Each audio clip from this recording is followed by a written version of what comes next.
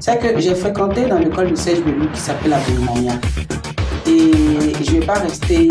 Ça veut dire que j'ai appris tellement de choses que je veux montrer à Serge Belou que je n'ai pas forcément besoin qu'il m'aide en tant que tel. Je veux lui montrer que j'ai appris tellement dans son école. Avec Emma Loès, elle fait partie des people les plus suivis sur Instagram avec plus de 2 millions d'abonnés. Et pourtant, elle n'est pas trop bling bling, hein. Elle fait pas tous les directs, mais sur Instagram, en tout cas, elle est très suivie. Et cette popularité, elle le doit à ses déhanchés, à ses nombreuses chorégraphies avec un artiste coupé-décalé très populaire en Côte d'Ivoire. Je vais parler de Saïd Beno. Notre invité pour Actu People, c'est bien Zota. C'est la petite Zota, c'est la grande Zota ou c'est Zota tout court? C'est la petite Zota parce que c'est mon surnom porte-bonheur, donc je ne peux pas changer. Tu vas rester petite juste tout ce temps? Je vais rester petite, mais c'est un surnom que je ne peux pas changer. Franchement, c'est un surnom porte-bonheur. Mais sinon, à l'état civil, ça donne quoi? Ange Patricia Canon. Zota, ça vient d'où alors du coup? Zota, ça vient de mes amis avec qui je dansais, qui m'ont surnommé juste pour me taquiner et puis c'est resté. Zota. Oui. Ça tire son origine de quoi? Zota, c'est le nom, pardon, d'une actrice ivoirienne qui faisait Faut pas fâcher. C'est l'actrice là qui avait pour habitude de rigoler, de taquiner, qui était un peu sauvage sur tous les bords. Donc, comme moi, j'aime rigoler, j'aime beaucoup taquiner mes amis. Et puis, lorsque je danse là, vous voyez, je suis un peu folle sur la scène, donc ils m'ont attribué ce surnom. Ah ouais. Donc, c'est parti comme ça de l'histoire d'une actrice qui avait son pseudo donc dans les films de Faut pas fâcher, je crois bien. Et c'est parti comme ça, Zota. Ouais. Et ça t'est resté collé. Et du coup, la petite, toi, tu l'ajoutes à quel moment? La petite, c'est un surnom que m'a donné Serge Bino, que m'a donné la petite, c'est DJ Kalouji Tania. Parce que dans le temps, on était 4 avec Serge Bino. Et j'étais la plus petite. J'étais vraiment mince, petite. Donc, mon prénom, c'est Ange Patricia. Ils ont dit Ange Patricia, c'est trop long. Donc, un des trois, la petite, ça s'est resté. Après, quand Serge Bino a su que je me suis nommé Zota, il a collé la petite Zota et c'est resté. Ah, ok. Tout à l'heure, tu as parlé de Tania. C'est la petite sœur à Kaloudji. Tu as dansé aussi avec Kaloudji, avec DJ Jacob. Vous avez dansé ensemble? Oui, on a travaillé ensemble. C'est ma grande sœur. C'est grâce à elle aussi que j'ai connu Serge Bino. C'est grâce à elle que je suis dans le milieu du showbiz à fond parce qu'elle m'a vraiment aidé.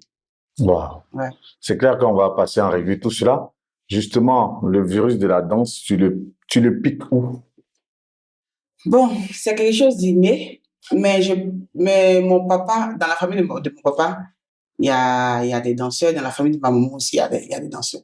Ma maman sait danser et mon papa aussi savait danser, pareil. Ah, les deux, mais ils vivent encore, non? Non, mon papa ne vit plus, ma maman est là. Elle vit. Il a perdu mon papa depuis 1997. Il était encore très petite. Tu avais quel âge? Est-ce que j'avais pas 3 ans? 3 ans ou 4 ans.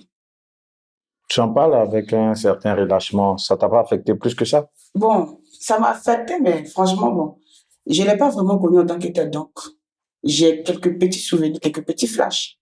Sinon, je ne l'ai pas connu en tant que tel. Donc, sinon, souvent, ça va, ça me fait un peu mal de savoir que j'ai pas de père. Que t'as pas grandi avec ton papa, tout ça. J'ai pas grandi avec mon papa, mais j'ai plutôt grandi avec mon oncle paternel. Lui, il est là, il va bien. Il a joué à fond son rôle de père, on va dire ça comme ça? Oui, en quelque sorte. Tu as grandi où, justement? J'ai grandi à Ferké et après, on a déménagé avec mon oncle. Comme j'ai dit, on est arrivé à Yopougon, à Niangon. C'est de là que je suis retourné chez ma maman, à Yopougon, Sikoji. Très souvent, justement, pour ceux qui connaissent un peu plus ou moins ton parcours, on a l'impression que c'est la psychologie que tu as grandi. Or là, par exemple, justement, tu parles de Ferké, ensuite Niangon. À Ferké, là, tu avais quel âge? À Ferké, j'avais 4 ans, 4 ou 5 ans, parce que je me souviens que du vivant de mon papa, mon oncle est venu me prendre. Il est venu me chercher parce que, d'après, bon, c'est ce que j'ai appris. Hein. Il a dit, OK, celle-là, c'est ma fille. C'est elle que j'ai choisie. Donc, ma maman m'a dit que j'étais très petite lorsque je partais chez mon oncle à Fekki. Et j'ai fait la classe de CP1 là-bas, à 5 ans. Et après ça, on est venu à Yopougon. Yopougon Yangon, j'ai fait la classe de CP2 jusqu'au C2. Et c'est en classe de CP1 que je suis retournée chez ma maman, à Yopougon psychologie. Donc, on peut dire que j'ai vraiment grandi à la psychologie. Mais la psychologie, tu as continué à aller à l'école tout de Oui. même? Jusqu'à quelle classe? Jusqu'en première. Dans quel lycée? Alors, j'ai fait CM1, CM2 à la psychologie 7, 6e, 3e au lycée municipal de Yopougon, seconde à Newton, première au cultivé à Yopougon. Pour tous ceux qui t'ont vu, justement, pour tous tes amis du lycée de Yopougon, de Newton, du lycée cultivé et autres, aujourd'hui, quel regard ils ont sur la star que tu es devenue? Bon, après, ça les étonne pas parce que même à l'école, j'ai dansé. J'étais tout le temps partie, en tout cas, quand j'étais, comment on appelle, parce que avant, j'étais très absente, pardon, à l'école. Tu n'étais pas une élève assidue. À quoi? Tu n'étais pas une élève assidue. Tu n'étais pas une élève qui était tout le temps en classe. Tu étais très souvent absente. J'étais très souvent, très absente même, surtout à partir de la classe de la seconde. Là, mais je ne voulais plus continuer. Je ne voulais plus continuer. Donc, ça n'a pas étonné vraiment mes amis de classe parce qu'ils savaient déjà que je voulais danser. Donc toi, c'est à partir de quelle classe tu séchais les cours pour aller danser? C'est à partir de quelle classe, véritablement? À partir de la troisième. À partir de la troisième. Au lycée municipal de Yopougon. Au lycée municipal. Ah, ok. Et donc, le troisième, c'est clair que après, tu as pu avoir ton BPC tout de même? Non. Il n'y avait pas le temps. Il n'y avait pas mon BPC. Donc, J'ai pas eu mon BPC Mhm. et ma maman a voulu que je la passe en chose, En candidat libre. candidat libre. J'ai dit, bon, ok, j'ai compris, il n'y a pas de souci. Donc, je me souviens qu'elle m'avait inscrite dans un groupe d'études, là, en vacances. Là, c'est là que moi, je commençais avec l'émission Varotoscope. Ok. Donc, je me voyais pas en train de rater une répétition pour aller, comme on appelle, à l'école. Donc, j'étudiais pas. Et le truc, c'est que le jour J même de l'examen, j'ai pas passé l'examen. Parce que franchement, je ne voulais plus. Donc, tu as dansé dans un groupe de Varitoscope? Oui, j'ai dansé dans le groupe de Varotoscope. Tu as représenté quelle ville? J'ai fait Bayuta en 2007, 2007-2008 Bayuta, 2009, si je ne me trompe pas, hein. J'ai fait Bayuta 2 ans et puis Agi de Dibérois 1 année. Tu n'as pas été entraîné par les Ascendé là, par les Daniel là, puisque lui, il est beaucoup dans l'histoire de chorégraphie de Varitoscope là. Oui, Daniel, il m'a entraîné, mais c'était pas dans les Varitoscopes. C'était dans les chorégraphies de quartier, dans les chorégraphies de société, parce qu'après, quand on était petite, vu que c'est le même quartier, on partait faire des émissions là. On appelle ça quoi? Cible. C'est là que Daniel, il m'a entraîné. Mais avec Bayota, avec Dibérois, ça c'était avec d'autres Oui. chorégraphes, d'autres metteurs en scène. Oui, oui. Raconte-nous un peu cette expérience justement de danseuse au sein des groupes de Varitoscope. Il y a ça comment? Comment est-ce que vous le viviez, les répétitions, les regroupements, quand on représente telle ville, l'ambiance qui prévalait lors des différentes répétitions, tous les séjours que vous passiez, que ce soit à Bayota ou à Djibouti, comment ça se passait en fait en gros? Bon, d'abord, c'était un camp fermé. Super. On avait 3 mois de camp fermé comme les grandes vacances, vu que les vacances étaient 2 ou 3 mois si je ne me trompe pas. Et comment ça se passait? On était là en groupe, c'était comme une famille. On mangeait là-bas, on dormait là-bas, Qu'est-ce qu'il raconte? Vous faisiez tout là-bas en fait, au camp. Ouais. On faisait tout là-bas. Et par rapport aux villes, tellement ça m'a Mais c'est ça qui est intéressant. Mais c'est ça qui est intéressant justement. On veut que tu te rappelles quelques images pour nous les faire revivre. Parce que, tu sais, là, en ce moment, Varitos est revenu avec le grand frère Barthélemy Nabo. Mais forcément, toi qui as été une ancienne participante, une ancienne danseuse, relater cette épopée, honnêtement, ça fait plaisir à des grands frères comme Serge, Fatou et Lengan. Oui. Parce que ce qu'ils voulaient cultiver justement à travers cette plateforme culturelle, c'était de créer ce brassage social, de voir que des personnes qui aiment la danse se retrouvaient le temps des vacances et vraiment exprimer leur art. Et toi qui as vécu ça, on a envie que tu nous racontes ça comme quelqu'un qui est parti en vacances, qui vient relater à, forcément quand tu revenais à Sikoji, tu en parlais à tes copines. Ouais. Donc comme si tu avais une copine en face de toi qui te racontait comment se passaient vos journées. D'accord. Alors, là-bas, c'était vraiment la joie. On ne voyait pas le temps passer parce qu'on se réveillait chaque matin. Il faut se réveiller peut-être à, je crois, 8 heures. Faut se laver. Il y avait des danseuses qui étaient désignées pour la cuisine. Il y avait d'autres qui étaient désignées pour d'autres tâches. Et après, une fois qu'on dit peut-être 10 heures, on se retrouvait pour les répétitions. On avait peut-être 2, 3 ou 4 heures de répétition. À midi, on faisait peut-être des petites pauses. Après, on reprenait encore à 14 h 15 h jusqu'à 17 ou 18 heures. Et là, lorsqu'on s'approchait des jours de compétition, c'était vraiment le stress. C'était vraiment le stress parce que après, on était deux sur les, comment je vais dire même, sur les places. Par exemple, si moi je suis dans une chorégraphie, il y avait toujours mon double. Super. Donc, à la moindre erreur, je me faisais remplacer. Donc, il fallait s'appliquer. Qu'est-ce qu'on faisait? Voilà. Il fallait s'appliquer. Il fallait pas laisser une autre personne prendre la place. Et après, souvent, dans les derniers jours, on faisait l'audition. C'est-à-dire que, comme j'ai dit là, on était 2 par place. Donc, il fallait que l'une des 2 personnes vienne prouver s'il est vraiment prêt pour la compétition. Et c'est là que tout commençait. C'est-à-dire que là, chacun avait son groupe et ses fans. Quand tu viens là, si tu viens danser, que tu te laisses influencer par les cris et que tu te trompes, tu as perdu ta place. Donc là, il fallait une concentration. Fallait vraiment donner, je sais pas, tout quoi, pour être là pour la compétition. Après ça, il y avait quelques petits palabres, comme à la maison, mais après, tout le monde était uni, en famille. Donc, très vite, au fait, à travers ce creuset, vous êtes vite lancé dans le bain de la compétition, en fait. Oui. Ça suscite. Qu'est-ce que toi, personnellement, ça t'a apporté le fait de se dire, chaque fois, tu devais être compétitif pour pouvoir vraiment garder ta place ou gagner ta place de danseuse titulaire? Qu'est-ce que toi, tu as hérité comme valeur de cette période? Ça m'a permis d'avoir confiance en moi parce que après, comme je disais là, moi, j'étais le petit garçon du groupe, parmi les filles.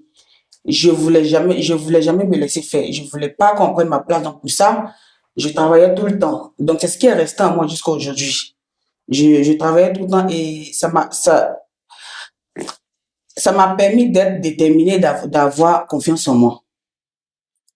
Mais forcément, dans ce genre de trucs, lorsqu'il y a la compétition, souvent on dit, il y a l'histoire de basse, surtout que, on vient danser, est-ce que... L'histoire de basse. Voilà, une telle personne qui va marabouter son ami pour ne pas qu'on puisse la prendre, c'était pas, il y a pas, au-delà du mérite, il y avait ces petites choses un peu occultes. Est-ce que toi, tu as déjà vu ça?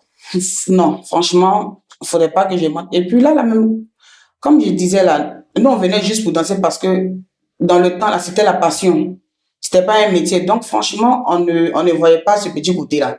Pour dire que telle personne a bassé, franchement, j'entendais pas ça vraiment. C'est après que j'ai commencé à entendre. Sinon, quand j'étais dans le groupe, dans le lot, on veut dire, des compétitions de danse, là, j'entendais pas ça. Mais par contre, j'entendais qu'il y a des groupes qui faisaient un peu de basse pour pouvoir être les premiers. Mais sinon, entre nous danseurs, là, franchement, j'entendais pas ça. Ah ouais.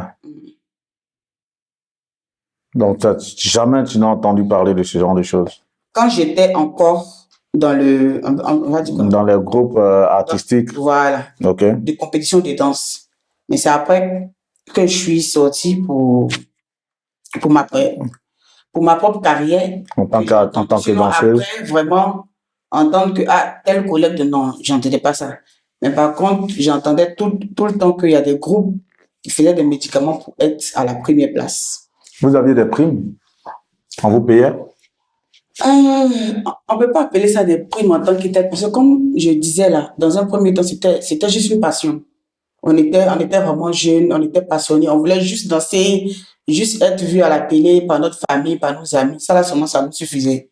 Donc on n'avait pas de prime en tant que tel. Et puis franchement, c'était pas notre problème. Sinon, après, le groupe là, le groupe qui était classé premier ou deuxième recevait des primes. Mais tu connais, les gens de là-haut, Les les encadreurs, ouais. encadreurs hautes là, ils faisaient ce qu'ils voulaient. Mais franchement, nous, c'était pas nos affaires. Non, on voulait Donc, juste danser. donc, toutes les vacances, vous arrivez, par exemple, je dis n'importe quoi à Bayota, vous êtes pris en compte, vous êtes nourri, blanchi, logé, tout et tout, vous dansez, vous partez faire les répétitions, après vous partez compétir, on vous donne rien. On Si ne nous donnait rien en tant que tel. Juste qu'ils disent que, on vous rappelle pour telle chose. Après, là, on nous rappelle jamais. Et Mais ça, après, tu as fait ça pendant combien de temps? Varotoscope. Non, avant Varotoscope, j'ai participé aussi à des concours de danse comme mini Varotoscope. Bon, Au quartier, ouais. c'est un peu pareil. J'ai commencé à participer au mini Varotoscope. Je pense que quand j'étais en classe de quatrième. Donc, depuis la quatrième jusqu'en première. Donc la danse pour toi, vraiment, C'était une passion dans le temps. c'est chevillé à ton corps depuis tout le temps Oui. jusqu'à ce jour. Et jusqu'en classe de première, justement, tu laisses les bancs et tu te lances dans une carrière de danseuse véritablement. Comment ça commence? Le premier artiste ou bien la première grande scène qui s'offre à toi, c'est laquelle? La première grande scène qui s'offre à moi, c'était au Palais de la Culture, où il y avait l'élection présidentielle du coupé décalé. Là. Après, donc, ça qui allait suivre. OK. Moi, je ne me rappelle pas bien du concept, mais c'était ça. En ce moment, je dansais avec Moula. OK. C'était la première grande scène que j'avais fait dans le temps avec Tania, comme je t'ai dit, parce que c'est Tania qui m'avait présenté à Moula. Donc, ta carrière de danseuse commence, on va dire, sous la manche de Tania. C'est Oui. Tania qui vient prendre sa petite. Oui. Tu lui dis, bon, il y a un grand frère qui danse, allons faire les répétitions avec lui. Comment ça commence? Raconte-nous un peu. Alors, je me souviens que j'ai connu Tania quand j'étais en classe de seconde. J'étais en classe de seconde. Et en ce moment, elle dansait déjà avec son grand frère, avec Didier Arsenal. Et moi aussi, j'avais un grand frère du quartier qui est décédé. Et à son âme, c'était mon entraîneur. Il s'appelait Stéphane. Lui, dans le temps, il dansait avec Nelly Jouma. La star tournait là. Ouais, ouais. Donc, une fois, j'étais en bleu-blanc au Carrefour. Et puis, il y a Boris qui me voit, il me dit, mais toi, tu vas où? Il va à l'école. Il dit, mais tu n'as pas fait les études. Il dit, mais c'est quelle école tu as fait? Toi, les gars, oh, viens. Viens te présenter à quelqu'un. Donc, arrivé, je vois que c'est Tania. C'était mon idole. Donc là, elle me dit, hé, pourquoi tu me fais ça? Donc, je l'ai vu, on a commencé à parler. Elle m'a donné des conseils que, tu es en quelle classe? Lorsque je l'ai vu, j'étais en bleu-blanc. OK. Et elle m'a demandé, ma petite, ça va que tu es en quelle classe et tout? Je lui ai dit que j'étais je crois, en troisième ou seconde, je ne sais plus. Et elle a dit que, faut partir à l'école, il faut fréquenter parce que c'est important, tout ça là. Faut pas nous suivre. Il dit, donc, alors, comment ça peut vous suivre? Tu vois la télé, tu danses, tu vas te suivre. Elle dit, il n'y a pas de souci. Donc, après ça, elle m'a dit non, qu'elle avait un petit truc pour moi avec DJ Arsenal. Elle m'a donné le programme et tout. Et je me suis rendu le premier jour à la répétition avec Arsenal. J'étais vraiment ébloui, si on peut dire, parce que c'est des personnes que je voyais à la télé. C'est ça. Et je rêvais d'être avec eux aujourd'hui là. Je me retrouve avec ces personnes-là. Vraiment, c'était vraiment quelque chose de fort pour moi. Donc, j'étais là. Donc, moi, quand je ne parlais pas, j'étais toute timide, toute petite. Elle m'appelait. Il faut danser, il faut faire ça, il faut faire ça. Il y avait des pas même que je n'arrivais pas à faire et c'est Tania qui m'aidait à Après, on a assimilé ces pas-là, ouais. C'était au temps du Chelubouka, c'est ça, avec Arsenal? Non, C'était pas le Chelubouka? Chelubouka, c'était, je crois, avec 2004 là-bas. Ah, donc ce dont on parle, c'est un peu plus tard. Est-ce que je me rappelle de l'année? Mais c'était pas au temps de Chelubouka, parce que Chelubouka, je pense qu'ils avaient déjà fait le clip. C'est ça. avec les grandes sœurs, Tania et tout. C'était après ça. C'était après ça. Il avait sorti un titre dans le temps, là, je ne me souviens plus du clip, mais c'était pour le nouveau clip, en fait. Ok. Donc, c'est parti comme ça sur un coup de tête, on va dire ça. Parce que toi, tu es en train de tu es en train d'aller à l'école, tu es donc tu es ailé par ton pote, Boris, qui te présente, Tania, et voilà comment commence ta carrière dans la cour des grands. Voilà. Tout simplement.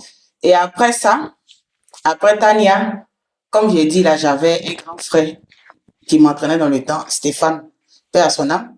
Lui aussi, il dansait déjà avec Nelly Juma. Ok. La star tonnée, là. C'est ça. Donc, une fois, Nelly Juma avait besoin d'une fille pour l'émission, comme on appelle, Tempo. C'était ma première émission télé. Donc, il y a mon grand frère aussi qui m'appelle pour dire que, tu as tout ça que j'ai besoin de toi pour une répétition à Makori. Donc, à Makori, il ne savait pas c'était avec qui. Il m'a dit, viens à tel heure chez moi. Donc, je suis rendu. Il m'a dit à 10 h, attends, moi, je voulais donc, depuis 6 h, il m'a dit là-bas. Donc, moi, je ne voulais pas rater quelque chose. Et c'est là, il m'a prise, on est parti à Makori, j'ai vu Nelly Juma. J'étais toute heureuse aussi. On a commencé la première répétition avec elle. Et elle aussi, apparemment, c'était son premier tempo. Et elle m'a demandé, ma chérie, est-ce que tu es prête? Tout ça. Elle dit oui. Elle dit, mais tu es un peu timide aussi. Elle dit, c'est comme ça, je suis. Mais je suis prête. Et on est arrivé à l'émission. On est arrivé à l'émission Tempo. J'étais là, mon grand frère, là, il me demandait, est-ce que tu peux? Parce qu'il y a beaucoup de danseuses, hein. Si tu n'as pas tué, là, c'est fini. Il dit, comment je vais faire avec le stress, là? Mais une fois qu'ils ont mis la musique, j'ai tout oublié. En tout cas, j'ai dansé comme il fallait. Ils étaient heureux. Tout le monde m'appelait de partout. On t'a vu partout, et choses comme on appelait à tempo, tout ça, c'était bien. Donc, c'est après ça là que j'ai recommencé à avoir confiance en moi, en fait. Je me suis dit qu'apparemment, je suis un peu prête pour le milieu du showbiz. Donc, Nelly Juma, DJ Arsenal, et ce sont les deux artistes avec lesquels tu commences véritablement ta carrière de danseuse. Nelly Juma, ok. DJ Arsenal, le Moula, il y avait Danny Blue DJ Senior. Ok. C'est Danny Blue, c'est pas Danny. Président Zulu, pardon. Ok. Président Zulu, si je ne me trompe pas. Donc, ce sont artistes avec. Mais avec qui, avec celui avec lequel tu es resté un peu longtemps, c'était qui? Nelly Juma. Nelly Juma. Ouais, elle, tu as dansé avec elle pendant combien de temps? Pendant, je crois, 1 an. Pendant 1 an? Ouais. Tes premiers cachets, c'était combien? Mes premiers cachets, c'était. Faut pas m'en parler des cachets parce que, comme je disais, la toute petite, moi, je voulais juste me faire remarquer. C'est ça. Donc, mais je vais dire quand même parce que, en tout cas, la première somme que j'ai reçue, après un spectacle, je crois que c'était 5 000 francs. Ok. La première somme que j'ai reçue, c'était 5 000 francs dans le temps où je dansais avec les Nelly Juma, les Mola et autres là. Voilà, c'était 5 000 francs. Après, c'est reparti à 10 000. Et ainsi de suite. C'est-à-dire que quand les années passent, que tu sens que tu es en train de prendre de l'ampleur, là, tu augmentes. C'est ça. Mais en tout cas, j'ai débuté avec 5 000 francs. Donc, on va parler en l'un en l'âge. On va revenir à ta vie à Yopougon Sikoji avec ta maman. Lorsque tu es forcément, c'est Sikoji où il y a la place CP1, non? Oui, place CP. Raconte-moi un peu, il y avait des veillées funéraires où tu partais danser ou comment est-ce que toi tu regardais tout ça? Comment tu vivais tout cela? Non, j'ai jamais dansé dans les funérailles. Ok. Ça, c'était pas mon truc. Mais le truc, c'est que je dansais un peu partout, dans mes quartiers, et puis surtout à l'école. Lorsqu'il y avait les kermesses d'école, j'étais, comment on appelle, dans le groupe de danse. Voilà. Et à la Sikoji, tout le monde savait que partout, c'est les petits surnoms de. C'est ça. Les podiums. C'était beaucoup de danse, mais malheureusement, je ne gagnais jamais. Malgré que tu étais la grande danseuse du quartier, tu ne gagnais pas. Comment ça s'explique? Je ne gagnais jamais parce que comme j'ai dit là, j'étais beaucoup timide. J'avais un peu peur. Voilà. J'ai participé à ces concours-là, mais je ne gagnais jamais. Et lorsque ma maman m'envoyait peut-être au marché ou bien quelque part, quand elle voit que je dure là, elle me met ça parce qu'elle sait que peut-être qu'il y a la musique quelque part et ils sont en train de danser. Donc, c'était comme ça au quartier, à la CPJ. On savait que si tu te perdais, tu restais longtemps dehors. Voilà. C'était juste pour la danse. Voilà, dans les groupes de danse. Et tu partais danser aussi à la rue Princesse? Non, quand j'ai débuté, j'ai pas danser la princesse. Tu n'as pas dansé devant la station, à la nouvelle écriture. Toi, tu n'as pas fait ça? Pas fait ça. Tu n'as pas fait ça? Non, je n'ai pas fait ça. Tu as dansé dans les quartiers et à l'école? J'ai dansé dans mon quartier et à l'école, mais pas dans les maquis, parce que j'avais trop pas de ma maman dans le temps. Je ne pouvais pas sortir les nuits, tout ça là, donc j'ai dansé juste au quartier, sinon pas à la rue Princesse. La journée. Ouais, la journée surtout. Donc, au moment où tu rentres dans le milieu du showbiz, on va dire à travers des artistes comme Nelly Jouma, comme DJ Arsenal, tu n'étais pas une personne qui partait vraiment dans les boîtes de nuit, dans les maquis et autres? Non, non, non. Je ne partais pas dans les boîtes de nuit. Je ne buvais même pas l'alcool. Je partais pas dans les boîtes de nuit dans le temps. Non, pas du tout. C'est juste que, ben, quand fait du quartier, m'ont beaucoup aidé, comme j'ai dit là, comme il s'appelait Stéphane Personnel, parce que lui déjà, il était dans le milieu. Et puis, il savait que j'étais passionné. Donc, c'est là que... Il t'encadrait, il te disait non, faut te comporter comme ci, faut te comporter comme ça. Donc, ça fait que lorsque tu finissais tes spectacles, tu rentrais à la maison. Et tu as dit quelque chose qui m'interpelle. Tu dis, j'avais trop peur de ma maman. Elle t'a éduqué de quelle manière au point où tu avais cette crainte-là? Non, si, où elle suscitait cette crainte-là de ta part? Si j'ai dit peur, c'est pas parce qu'elle me frappait ou bien elle me touche, mais je la respectais tellement que je suivais ses conseils en fait. Parce que j'étais trop petite pour aller dans les maquis, dans les boîtes de nuit. Voilà. J'étais trop petite pour aller là. Même quand tu as commencé à danser, tu faisais attention? Quand j'ai commencé à danser, je faisais très attention. Je ne buvais pas l'alcool comme je disais parce que c'est une dame qui me contrôlait beaucoup. Elle me contrôlait beaucoup. Ça fait qu'à chaque fois que je rentre là, elle essayait de me voir si peut-être j'ai pas bu l'alcool ou bien j'ai pas fumé, des choses comme ça. Donc, je faisais très attention. Naître, tu as grandi un peu, on va dire, tu as fait tes premiers pas avec ton oncle à Ferté, après Niangon, ensuite tu viens retrouver ta maman à Sikoji. Forcément, lorsqu'on grandit avec une maman qui devient en même temps père et mère, on bénéficie de quel genre d'éducation?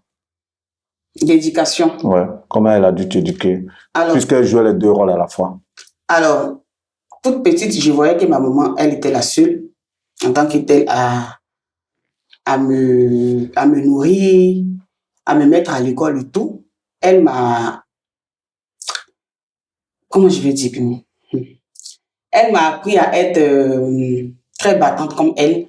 Parce que lorsqu'on a perdu notre père, ma maman vendait toujours des fruits pour nous mettre à l'école, pour nous nourrir.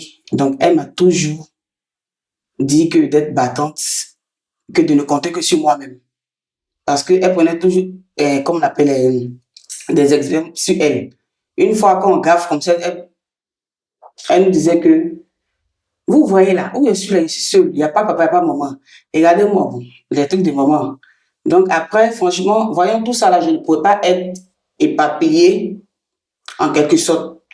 Voilà, je voulais être comme ma mère, une femme battante, une femme vraiment qui a du caractère, qui a du cœur. Voilà. C'était par moments difficile à la maison? C'était très difficile souvent. C'était beaucoup difficile, même on n'arrivait pas à manger souvent le midi. C'était vraiment difficile. Quand on quitte à l'école, on vient, peut-être qu'il n'y a pas de nourriture, ou bien soit c'était un koukaou. Un koukaou, c'est un seul repas par jour. Donc, il y a eu tout ça. Donc, avec tout ça, là, tu peux pas jouer avec ta vie. Avec ta vie, il faut se concentrer et puis voir la suite. C'est vrai que souvent, ce sont des conditions un peu difficiles pour des quartiers comme la Sikoji, Sojifia et autres, des quartiers populaires à Abidjan. On dit que ça emmène les jeunes filles à se lancer dans des vices. Est-ce que toi, ça t'a pas tenté? Non, pas du tout. Ça dépend de l'éducation. Ça dépend de l'éducation et puis ça dépend de ce qu'on veut réellement.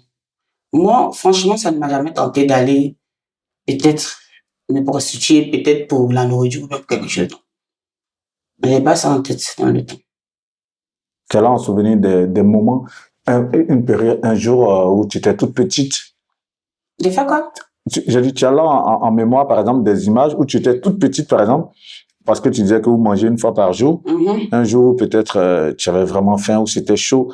Tu as une petite image là que tu peux nous faire partager? Oui, une fois, je me souviens que j'étais à l'école, j'étais au CM2 avec mon amie, elle s'appelait Vlédé Priska. Elle aussi, je pense que c'était un peu dur de son côté. Et elle m'a dit que, Canon, franchement, il n'y a pas la nourriture chez nous. Tout ça, j'ai dit, bon, viens, on partir à la maison. Arrivé à la maison, c'est chez moi aussi, là. Moi aussi, je l'ai dit, alors. Arrivé chez moi aussi, il y avait seulement qu'un plat. Un plat pour peut-être, on était entre 5 ou 6 enfants. Donc, j'ai invité ma copine, quand même, on a mangé, mais on n'était pas rassasiés. On en a fait avec. Ce genre de scène, tu en as vécu plusieurs. Ouais, plusieurs fois.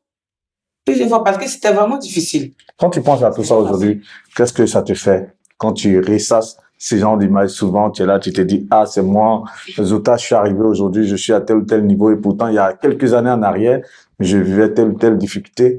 Qu'est-ce que ça te fait? Moi, je glorifie le nom de Dieu tout le Amen. temps. Je glorifie le nom de Dieu. Parce que je me souviens qu'une fois, j'ai été arrêtée dans la cour, et puis j'ai dit qu'il faut que moi je change la maison de mes parents.